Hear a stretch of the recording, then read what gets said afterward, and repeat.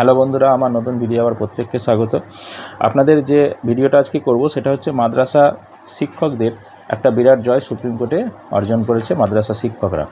তো এই বিষয়টা আমি ডিটেলস বলবো, কোন মাদ্রাসা শিক্ষক এবং কবে এদের নিয়োগ হয়েছিল, কিভাবে হয়েছিল এবং কেন এদের এই সুপ্রিম কোর্টে যেতে হলো, বিস্তারিত আপনাদের এই ভিডিওর মাধ্যমে জানাবো। তো ভিডিওটা শুরু করার আগে প্রত্যেককে একটা রিকোয়েস্ট, যারা নতুন আছেন চ্যানেলটা অবশ্যই সাবস্ক্রাইব করে রাখবেন। তো বলি, এটা হচ্ছে 2016 থেকে 2020 সালের 6ই জানুয়ারি পর্যন্ত নিয়োগপ্রাপ্ত মাদ্রাসার শিক্ষক যারা ম্যানেজিং কমিটির মাধ্যমে নিয়োগপ্রাপ্ত হয়েছিল। সেই সময় একটা উঠেছিল ঢেউ বা খসড়া যে ম্যানেজিং কমিটির মাধ্যমে মাদ্রাসা সার্ভিস কমিশন নিয়োগ করবে। তারপরে সেটা নিয়ে অনেক কিছু জলঘোলা হয়েছে, সেগুলোতে আমি যাচ্ছি না। তো সেই নিয়োগপ্রাপ্ত শিক্ষকদের রাজ্য সরকার মাইনে দিতে অস্বীকার করে এবং তার পিছনে অনেক কিছু কারণ আছে, অনেক কিছু কারণ দেখিয়েছিল।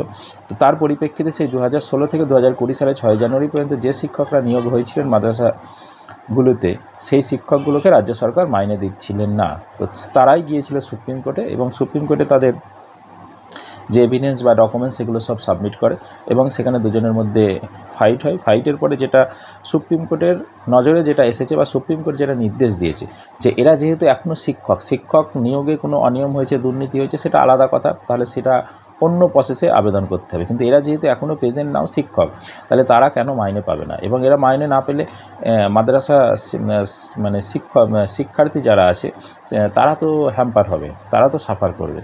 তো অতএব এদের দ্রুত মাইনে দিতে হবে এবং আগামী 2 সপ্তাহের মধ্যে এদের মাইনে দেওয়া চালু করতে হবে।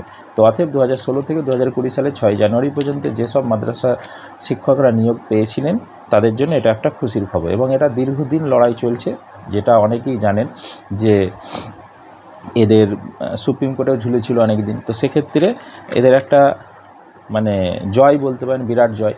তো যদি এইটাকে রাজ্য সরকার মেনে নেয় তাহলে তো কোনো ব্যাপার নয়, আগামী 2 সপ্তাহের মধ্যে এদের মাইনে সিস্টেম চালু করতে হবে। যদি না মানে রিভিউ পিটিশনে যায় তাহলে কিন্তু এটা সমস্যা হলেও হতে পারে, কারণ রাজ্য সরকারের আন্ডারে অনেক যুক্তি প্রমাণ ছিল এবং ওই সময় অনেকেই বলে যে এই ম্যানেজিং কমিটির মাধ্যমে নিয়োগ হয়েছে মানে অনেক কিছু নিজেদের কাছের লোক, দূরের লোক এইসব নিয়োগপ্রাপ্ত হয়েছিল, আরও ভেতরের কিছু খবর আছে।